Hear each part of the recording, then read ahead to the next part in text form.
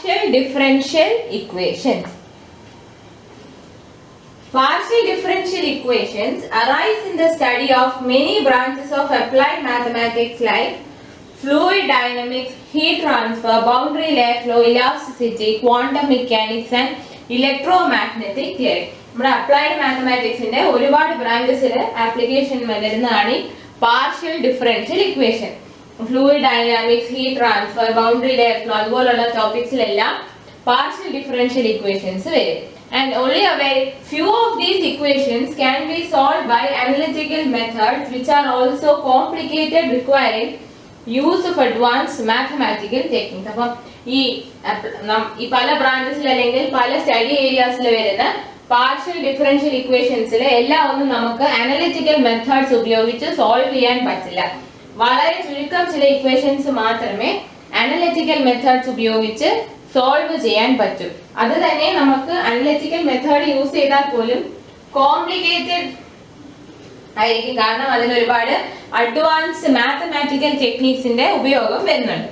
So in most of the cases it is easier to develop approximate solutions by numerical methods. നമുക്കറിയാം analytical solution ആകുമ്പോൾ കുറച്ചുകൂടി exact solution ആയിരിക്കും, പക്ഷേ നമ്മൾ analytical method use ചെയ്യുവാണെങ്കിൽ complex ടെക്നിക്സിന്റെ ഒക്കെ ആവശ്യം വരും. അതുകൊണ്ട് നമ്മൾ എന്ത് ചെയ്യും, ഒരു അപ്രോക്സിമേറ്റ് സൊല്യൂഷൻ ഡെവലപ്പ് ചെയ്തെടുക്കാൻ ശ്രമിക്കും ബൈ യൂസിങ് ന്യൂമറിക്കൽ മെത്തേഡ്സ്. അപ്പൊ നമ്മൾ ന്യൂമറിക്കൽ മെത്തേഡ്സ് ഉപയോഗിച്ചാണ് പാർഷ്യൽ ഡിഫറൻഷ്യൽ ഇക്വേഷൻസിന്റെ സൊല്യൂഷൻ ഒക്കെ കണ്ടുപിടിക്കുന്നത്. In most of the cases it is easier to develop approximate solution by numerical methods. Among all the numerical methods available for solution of partial differential equations, the method of finite differences is most commonly used. അപ്പോൾ partial differential equations solve ചെയ്യാൻ കുറച്ചധികം numerical methods ഉണ്ട്. അതിൽ തന്നെയും finite difference method ആണ് ഏറ്റവും common ആയിട്ട് use ചെയ്യുന്നത്. So in finite difference method the derivatives appearing in the equation and the boundary conditions are replaced by finite difference approximation. അതായത് ബൗണ്ടറി ഇക്വേഷൻസിൽ വരുന്നതും അതിന്റെ ബൗണ്ടറി കണ്ടീഷൻസിനെ എല്ലാം ഫൈനൈറ്റ് ഡിഫറൻസ് അപ്രോക്സിമേഷൻസ് ഉപയോഗിച്ച് നമ്മൾ ഫൈനൈറ്റ് ഡിഫറൻസ് മെത്തേഡിൽ റീപ്ലേസ് ചെയ്യും. Then the given equation is changed to a system of linear equations which are solved by iterative procedures. അപ്പോൾ തന്നിരിക്കുന്ന ഇക്വേഷനെ നമ്മൾ എന്താണ് അതായത് ഈ ഫൈനൈറ്റ് ഡിഫറൻസ് മെത്തേഡിൽ എന്താ ചെയ്യുന്നത്, ഡെറിവേറ്റീവ്സ് ഇക്വേഷനിൽ വരുന്ന ഡെറിവേറ്റീവ്സിനെ ബൗണ്ടറി കണ്ടീഷൻസിനെ എല്ലാം ഫൈനൈറ്റ് ഡിഫറൻസ് അപ്രോക്സിമേഷൻ കൊണ്ട് റീപ്ലേസ് ചെയ്യും. അപ്പൊ അങ്ങനെ റീപ്ലേസ് ചെയ്യുമ്പോഴത്തേക്കും തന്നിരിക്കുന്ന സിസ്റ്റത്തിനെ നമുക്ക്, അതായത് തന്നിരിക്കുന്ന ഇക്വേഷനെ നമുക്ക് സെറ്റ് ഓഫ് ലീനിയർ ഇക്വേഷൻസ് ആക്കി മാറ്റാം. എന്നിട്ട് ഈ സെറ്റ് ഓഫ് ലീനിയർ ഇക്വേഷൻസിനെ ഐറ്ററേറ്റീവ് പ്രൊസീജിയർ ഉപയോഗിച്ച് സോൾവ് ചെയ്യും. ദി പ്രോസസ് കുറച്ച് സ്ലോ ആണെങ്കിലും it produces good results in many boundary value problems. അപ്പൊ ഈ ഐറ്ററേറ്റീവ് പ്രൊസീജിയർ ആയതുകൊണ്ട് തന്നെ ഈ മെത്തേഡ് കുറച്ച് സ്ലോ ആണ്, കാരണം എല്ലാ ഇറ്ററേഷൻസും ചെയ്ത് കഴിഞ്ഞാൽ നമുക്ക് റിസൾട്ടിലോട്ട് എത്താൻ പറ്റും. എന്നിരുന്നാലും നമുക്ക് അത്യാവശ്യം നല്ല റിസൾട്ട്സ് തന്നെ ബൗണ്ടറി വാല്യൂ പ്രോബ്ലംസിന് കിട്ടും. An added advantage of this method is that computation can be carried by electronic computers. ഈ കമ്പ്യൂട്ടേഷൻ ഒക്കെ നമുക്ക് ഇലക്ട്രോണിക് കമ്പ്യൂട്ടേഴ്സ് ഉപയോഗിച്ച് ചെയ്യാൻ പറ്റും. Sometimes method of relaxation proves quite effective to accelerate the solution. ചിലപ്പോൾ നമ്മൾ relaxation method use ചെയ്യുക, അതായത് സാധാരണ ഐറ്ററേറ്റീവ് പ്രൊസീജിയർ ആകുമ്പോൾ കുറച്ച് സ്ലോ ആയതുകൊണ്ട് സൊല്യൂഷൻ ഒന്ന് ആക്സിലറേറ്റ് ചെയ്യാൻ വേണ്ടി നമ്മൾ സംടൈംസ്, അതായത് നമ്മൾ ഇടയ്ക്ക് ചിലപ്പോൾ റിലാക്സേഷൻ മെത്തേഡും കൂടെ യൂസ് ചെയ്യും. സോ പാർഷ്യൽ ഡിഫറൻഷ്യൽ ഇക്വേഷന് ഒരുപാട് ആപ്ലിക്കേഷൻ ഉണ്ട്. അത് സോൾവ് ചെയ്യാൻ അനലിറ്റിക്കൽ മെത്തേഡിനെക്കാളും കുറച്ചും കൂടെ എളുപ്പം എന്ന് പറയുന്നത് ന്യൂമറിക്കൽ മെത്തേഡ്സ് യൂസ് ചെയ്യുമ്പോഴാണ്. അതിൽ തന്നെ ഫൈനൈറ്റ് ഡിഫറൻസ് മെത്തേഡാണ് മോസ്റ്റ് കോമൺ ആയിട്ട് നമ്മൾ യൂസ് ചെയ്യുന്നത്. Now let us see what are the classification of അപ്പോൾ പാർഷ്യൽ ഡിഫറൻഷ്യൽ ഇക്വേഷനെ solve using numerical methods. അതിൽ തന്നെ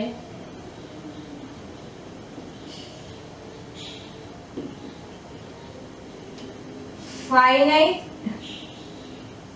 ഡിഫറൻസ് മെത്തേഡാണ് കോമൺ ആയിട്ട് യൂസ് ചെയ്യുന്നത്.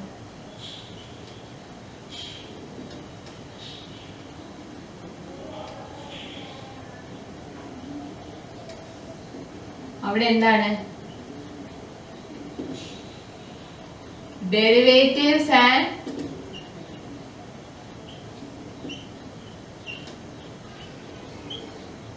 boundary conditions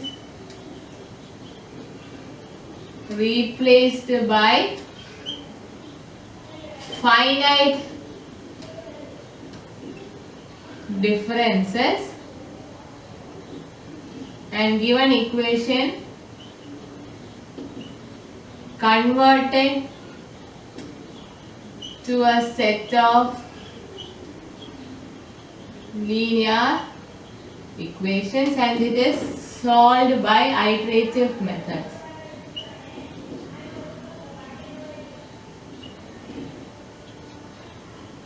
Then solved by iterative methods. Slow process but good results. അപ്പോൾ നമുക്ക് ഇനി classification of second order equation നോക്കാം.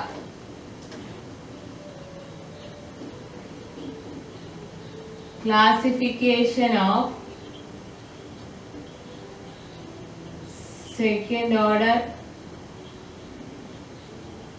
ഇക്വേഷൻ. സെക്കൻഡ് ഓർഡർ ഇക്വേഷൻസിനെ എങ്ങനെ ക്ലാസിഫൈ ചെയ്യാമെന്ന് നോക്കാം. General linear partial differential equation in the second order is of in two independent variables. General linear partial differential equation. General linear partial differential equation of second order in two independent variables is of the form general linear partial differential equation of second order in two independent variables is of the form. General form ആണ് a of xy dou square u by dou x square plus b of xy dou square u by dou x dou y plus c of xy into dou square u by dou y square plus f of x by u dou u by dou x dou u by dou y equal to 0. അപ്പോൾ ഇതാണ് general linear partial differential equation of second order in two independent variables ന്റെ general form. a of xy into dou square u by dou x square plus b of xy into dou square u by dou x dou y plus c of xy into dou square u by dou y square plus f of xy u dou u by dou x dou u by dou y equal to 0. ഇനി നമുക്ക് ഇതിനെ classify ചെയ്യാം. ഇതെങ്ങനെയാണ് classify ചെയ്യുന്നതെന്ന് നോക്കാം. ഇങ്ങനെ ഒരു general ഈ ജനറൽ ഫോം ഫോളോ ചെയ്യുന്ന ഇക്വേഷൻ നിങ്ങൾക്ക് ഉണ്ടെങ്കിൽ b square minus 4ac value എത്രയാണെന്ന് നോക്കാം. അപ്പൊ അതനുസരിച്ച് ക്ലാസിഫിക്കേഷൻ വരും. സോ ഇതിനകത്തുനിന്ന് b സ്ക്വയർ മൈനസ് 4ac കണ്ടുപിടിക്കാം. അത് ലെസ് ദാൻ 0 ആവാം, ഈക്വൽ ടു 0 ആവാം, ഗ്രേറ്റർ ദാൻ 0 ആവാം. b square minus 4ac value less than 0 ആവാം, ഈക്വൽ ടു 0 ആവാം, ഗ്രേറ്റർ ദാൻ 0 ആവാം. ഇതിൽ തന്നെ b square minus 4ac less than 0 ആണെങ്കിൽ ഇക്വേഷനെ വിളിക്കുന്ന പേരാണ് എലിപ്റ്റിക് ഇക്വേഷൻ. ഇക്വേഷൻ എന്ന് പറയുന്നത് എലിപ്റ്റിക് ആയിരിക്കും. Partial differential equation is said to be elliptic if b square minus 4ac less than 0. ഇനി if b square minus 4ac equal to 0, partial differential equation is said to be parabolic. And if b square minus 4ac is greater than 0, the given partial differential equation is said to be hyperbolic.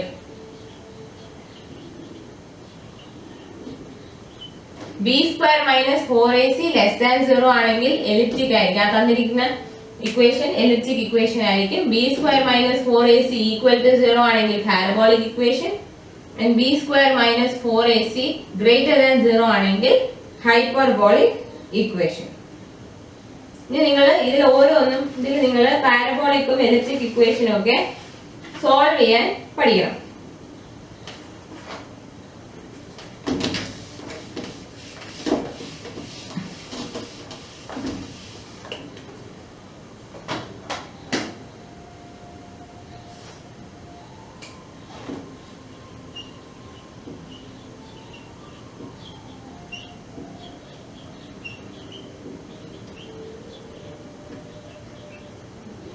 Parabolic equation. One-dimensional heat conduction equation is a well-known example of parabolic partial differential equation. ഇതിന്റെ example ആണ് one-dimensional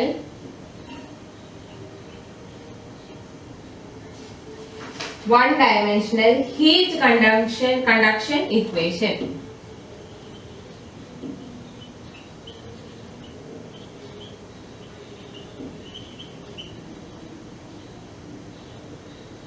One-dimensional heat conduction equation.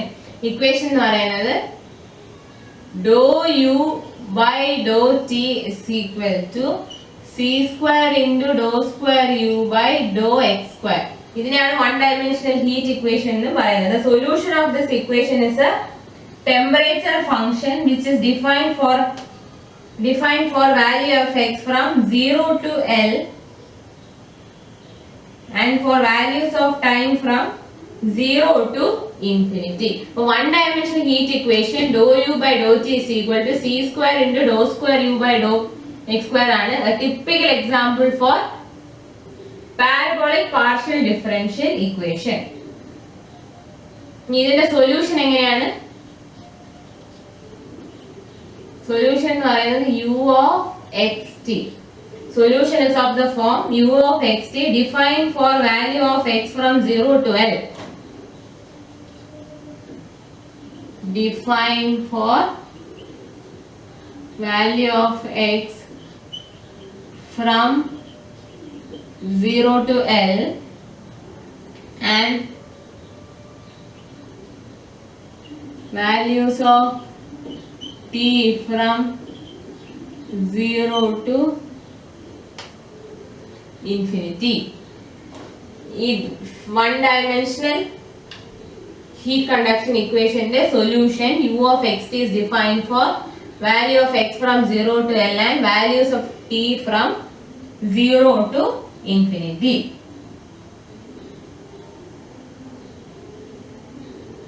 The solution is not defined in a closed domain but advanced in an open-end region from initial value satisfying prescribed boundary condition. അപ്പോൾ ഒരു closed ഡൊമൈനിലല്ല അതിന്റെ solution define ചെയ്തിരിക്കുന്നത്, but advances in open ended region from initial value satisfying the boundary conditions. ഇത് കുറച്ച് boundary conditions തന്നിരിക്കും, അതിനെ satisfy ചെയ്യുന്ന വിധത്തിൽ സൊല്യൂഷൻ എന്ത് ചെയ്യും? ഓപ്പൺ എൻഡഡ് റീജിയനിലോട്ട് എക്സ്പാൻഡ് ചെയ്യും. സൊല്യൂഷൻ ഇനീഷ്യൽ വാല്യൂവിൽ നിന്നും ഓപ്പൺ എൻഡഡ് റീജിയനിലോട്ട് എക്സ്പാൻഡ് ചെയ്യും. എങ്ങനെയാണെന്ന് നോക്കാം.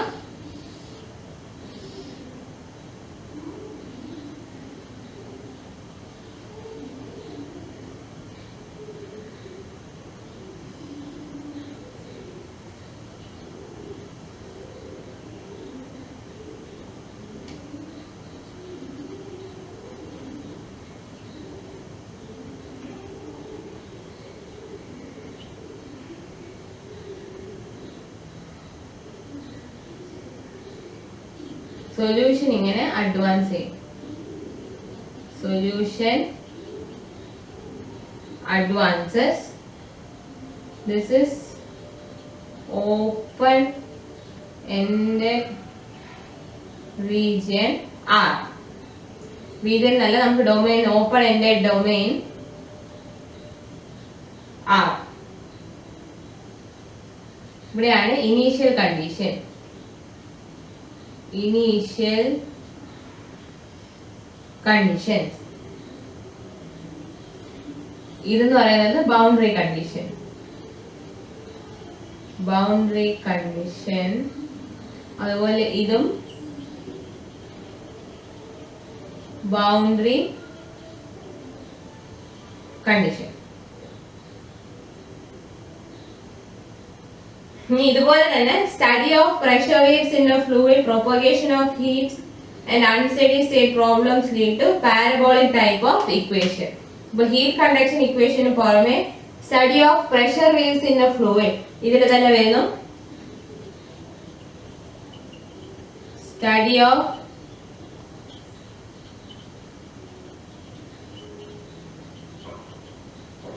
pressure waves in a fluid, propagation of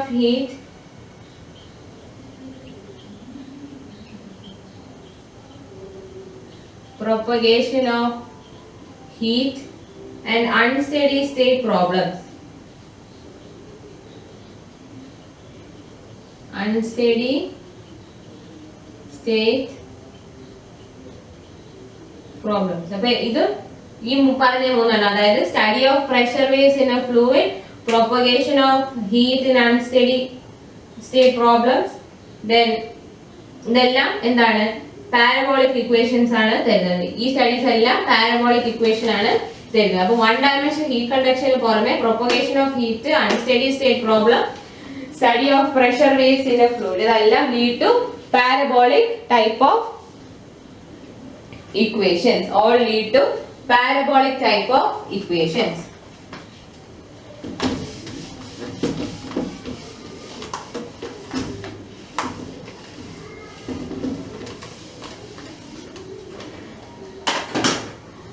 Now let us see solution of one dimensional heat equation.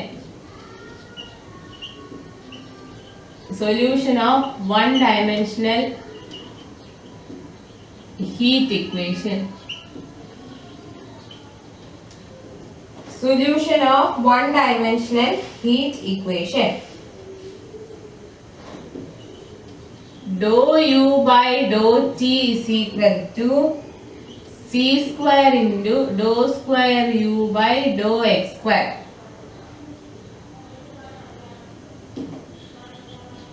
ഇതാണ് one dimensional heat equation. Here C square is equal to K by S rho, that is the diffusivity of substance. Diffusivity of substance. Material diffusivity with unit centimeter square per second. അപ്പോൾ heat ഇക്വേഷന്റെ formula, heat equation എങ്ങനെയാണ്? dou square u by dou t is equal to c square into dou square u by dou x square. C square എന്ന് പറയുന്നത് k by s rho, where it is c square, it is k by s rho, that is the diffusivity of the substance, and unit is centimeter square per second. So one dimensional heat equation ന്റെ solution കണ്ടുപിടിക്കാൻ രണ്ട് methods ഉണ്ട്. First one is Schmidt method. Schmidt method.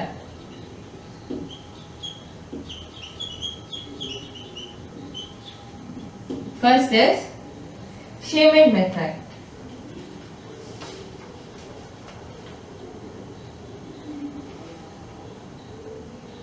For Schmidt method we have to consider a rectangular mesh in the XT plane.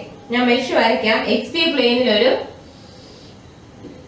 നമ്മളെ XY plane എന്ന് സാധാരണ coordinate ജോമെട്രിയിൽ പറയുന്നത് ഇവിടെ XT plane ആണ്.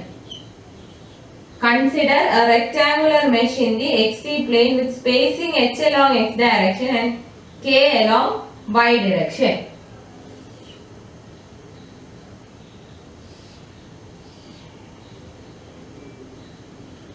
With spacing h along x direction and k along y direction. അപ്പോൾ ഒരു rectangular mesh വേണം assume ചെയ്യാൻ.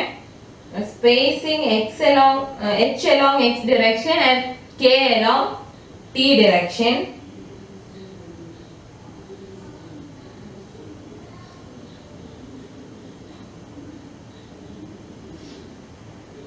Now, നമുക്ക് mesh points നെ denote ചെയ്യുന്നത് mesh points are denoted as x, t is equal to ih, jk. ഇവിടെ x, t എന്ന് പറയുന്ന mesh points നെ ih, jk ആയിട്ടാണ് denote ചെയ്യുന്നത്.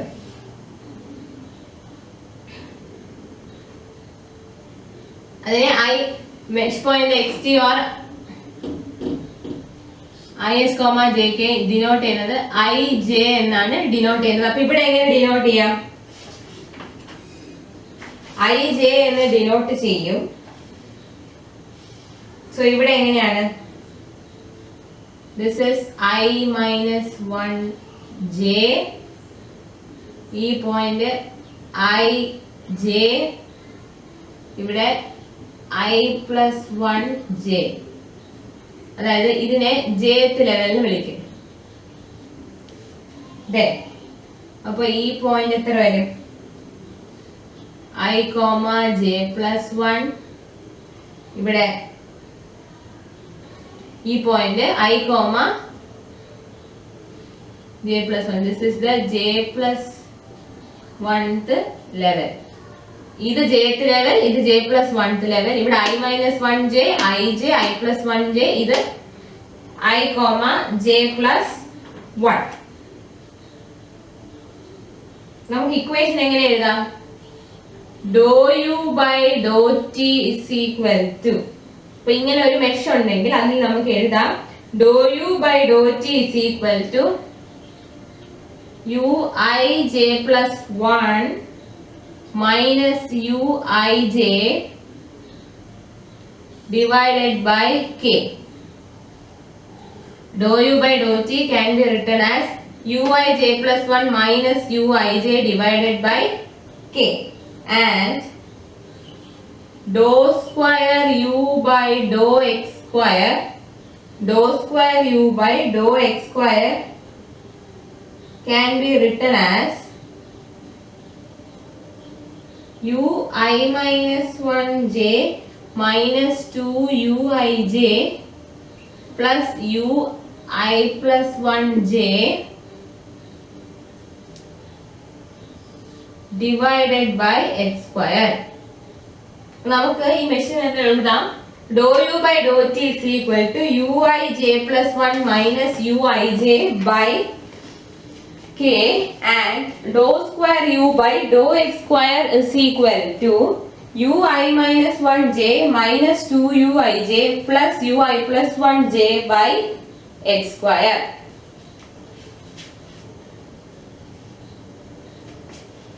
Now substitute dou u by dou t and dou square u by dou x square into equation 1. ഈ dou u by dou t യുടെ value, dou square u by dou x square ന്റെ value ഈ equation 1 substitute ചെയ്യണം.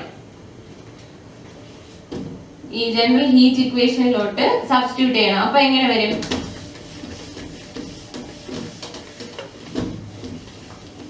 General heat ഇക്വേഷനിലോട്ട് substitute ചെയ്യുമ്പോൾ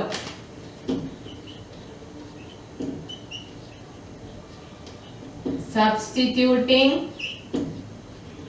in 1 general heat equation lote substitute cheyumbol we will get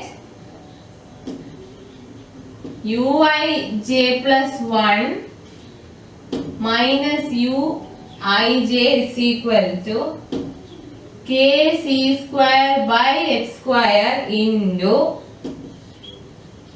ui minus 1j minus 2uij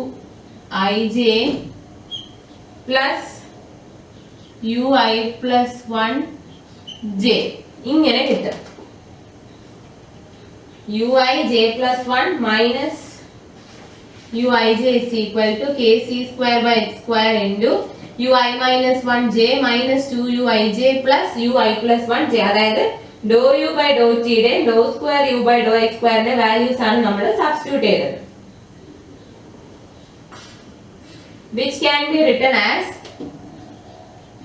ui j plus 1 is equal to alpha into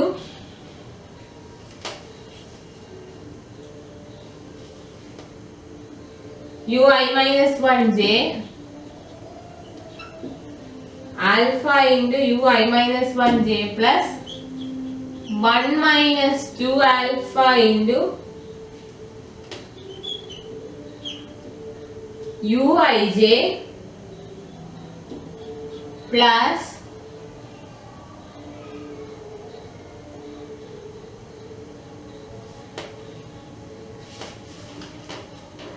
alpha into ui plus 1j.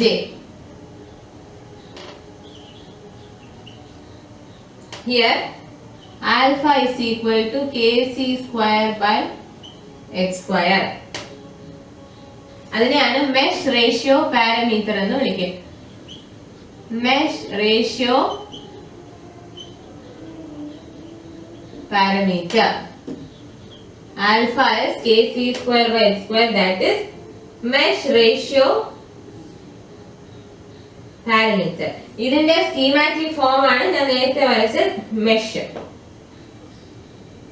അതിനെ അപ്പോൾ ആ മെഷിനകത്ത് രണ്ട് level ഉണ്ടായതുകൊണ്ട് ഇതിനെ 2 level formula എന്ന് വിളിക്കും. 2 level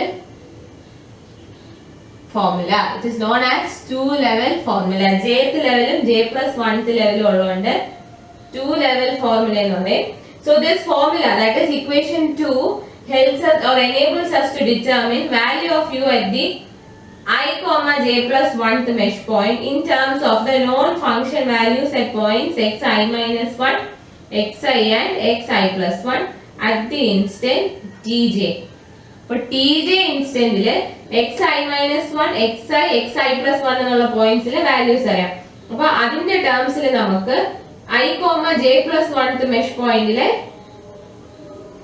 u value കണ്ടുപിടിക്കാൻ ഈ ഫോർമുല ഉപയോഗിച്ച് പറ്റും. So this is a relation between, അതായത് ഈ equation, this equation is a relation between function values at 2 levels j plus 1 and j. j plus 1 ലെ function value, j plus 1th ലെവലിലെ function value, jth ലെവലിലെ function value തമ്മിലുള്ള ഒരു relation ആണ് ഈ equation. അതുകൊണ്ട് തന്നെ ഇതിനെ 2 ലെവൽ ഫോർമുല എന്ന് വിളിക്കും. ഇതിനെ 2 ലെവൽ ഫോർമുല എന്ന് വിളിക്കും. ഇവിടെ നമ്മൾ കണ്ടുപിടിക്കുന്നത് I, j plus 1. I, j plus 1 എന്നുള്ള മെഷ് പോയിന്റിലെ u വാല്യൂ ആണ് നമ്മൾ കണ്ടുപിടിക്കുന്നത് in terms of known values at points xi, xi minus 1 and xi plus 1. xi minus 1, xi plus 1 ലെ വാല്യൂസ് known ആണ്. അത് ആ വാല്യൂസിനെ വാല്യൂസിന്റെ ടേംസിൽ I, j plus 1th mesh പോയിന്റിലെ u വാല്യൂ ആണ് നമ്മൾ കണ്ടുപിടിക്കുന്നത്. അപ്പോൾ ഇവിടെ ഈ റിലേഷൻ എന്ന് പറയുന്നത് j plus 1 ഉം jth ലെവലും തമ്മിലുള്ള ഒരു റിലേഷൻ ആയതുകൊണ്ട് ഇതിനെ 2 ലെവൽ ഫോർമുല എന്ന് വിളിക്കും. ഈ എഴുതിയിരിക്കുന്ന ഇക്വേഷൻ 2,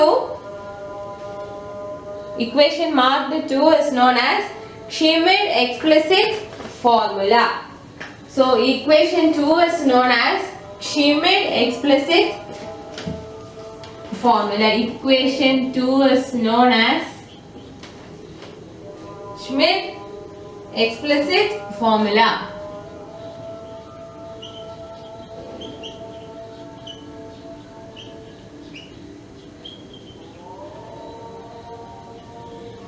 Schmidt explicit formula എന്നാണ് equation 2-നെ വിളിക്കുന്ന പേര്.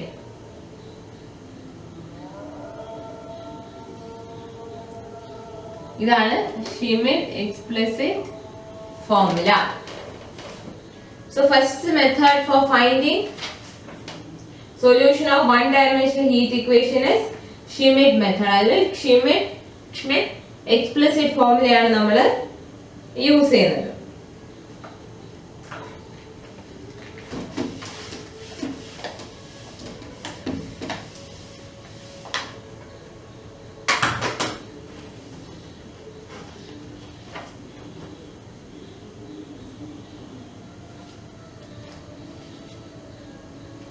Second is Crank-Nicolson method. Crank-Nicolson method.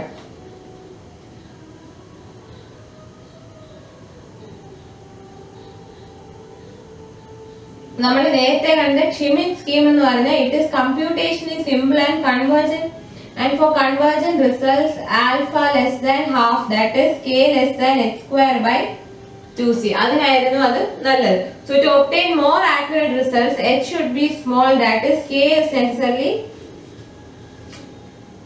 very small. So this makes computation exceptionally lengthy as more time levels would be required to cover the region.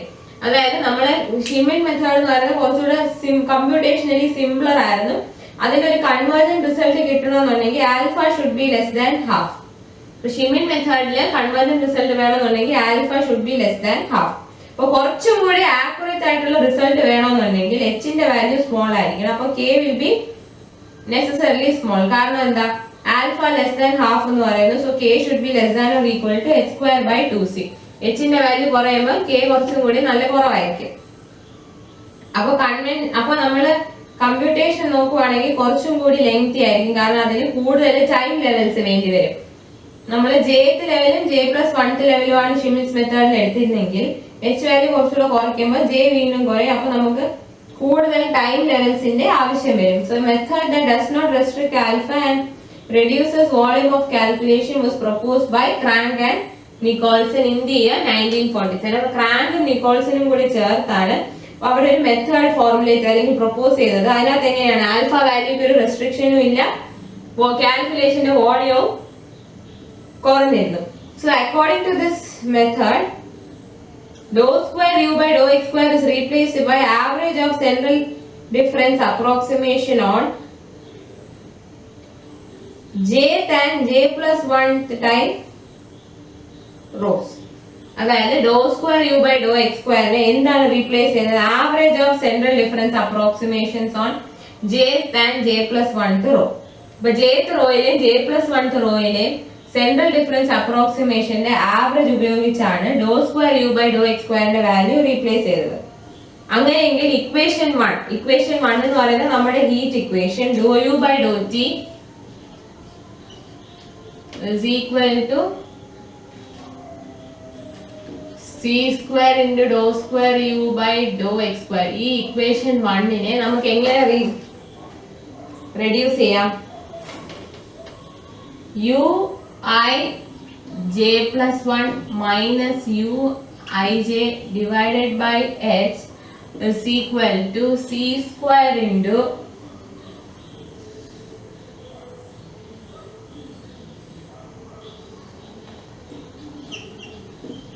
half of u I minus 1 j minus 2 u I j plus u I plus 1 j divided by h square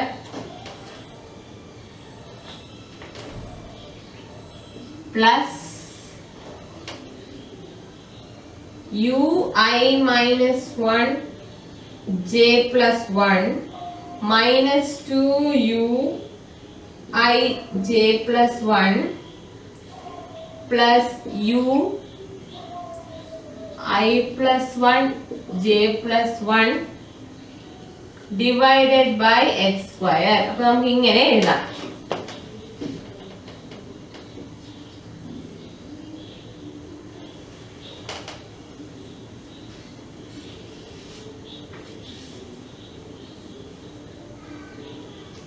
This can be simplified as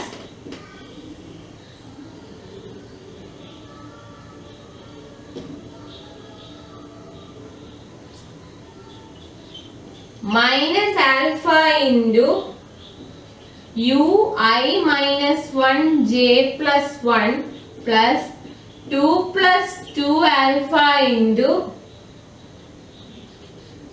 u I j plus 1 minus alpha ui plus 1 j plus 1 equal to alpha into ui minus 1 j plus 2 minus 2 alpha into uij plus alpha into ui plus 1 j. ഇതാണ് equation 3. So clearly we can see the left side of 3 contains 3 unknown values of u at j plus 1th level, while all the 3 values on the right are known values at jth level. അപ്പോൾ equation 3 ലെ രണ്ട് side നോക്കിക്കേ. Left hand side എന്ന് പറയുന്നത് j plus 1th ലെവലിലെ values ആണ്, അതെല്ലാം unknown values. അതേസമയം right side നോക്കുവാണെങ്കിൽ എല്ലാം jth ലെവലിലെ വാല്യൂസ് ആണ്, അതെല്ലാം നോൺ വാല്യൂസ് ആണ്. So this equation 3 is known as 3a ആണ് ക്രാങ്ക്-നിക്കോൾസൺ ഫോർമുല എന്ന് വിളിക്കുന്നത്. Crank-Nicholson formula. Crank-Nicolson formula. Equation 3 is known as Crank-Nicolson formula, and it is convergent for all finite values of alpha. Mesh വരയ്ക്കുവാണെങ്കിൽ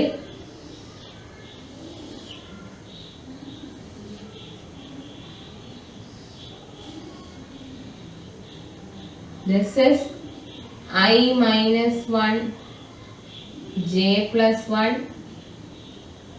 I j plus 1 I plus 1 j plus 1. ഇതാണ് j plus 1th level. ഇത് I minus 1 j I j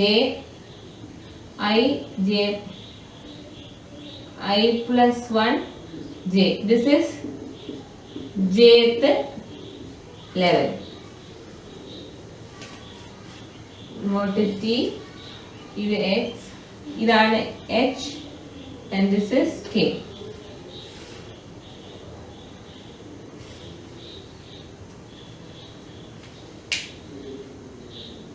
So if there are n internal mesh points on each row, then the relation 3 gives n simultaneous equation for n unknown values in terms of the non-boundary values. അപ്പോൾ നമുക്ക് n internal mesh points ഉണ്ട്.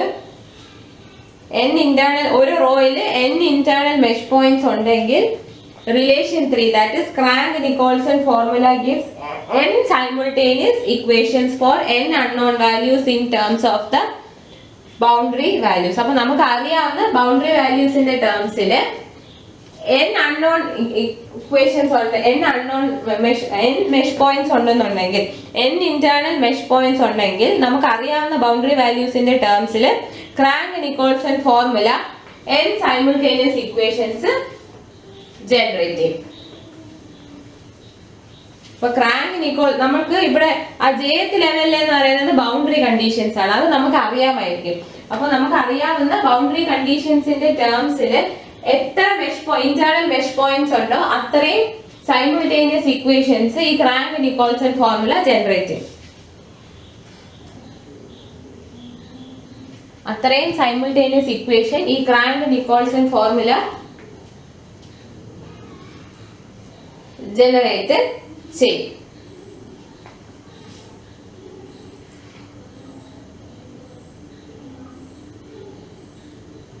അപ്പം ഈ Crank-Nicolsonനെയാണ് implicit scheme എന്ന് പറയുന്നത്. Crank-Nicolson formula എന്ന് പറയുന്നത്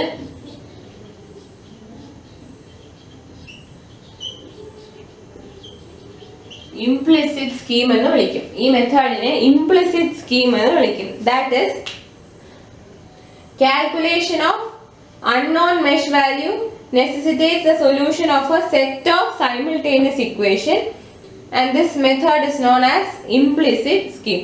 അപ്പോൾ ഷ്മിറ്റ് ഫോർമുല എന്ന് പറയുന്നത് അത് എക്സ്പ്ലിസിറ്റ് മെത്തേഡും ഇതെന്ന് പറയുന്നത് ഇംപ്ലിസിറ്റ് മെത്തേഡും ആണ്.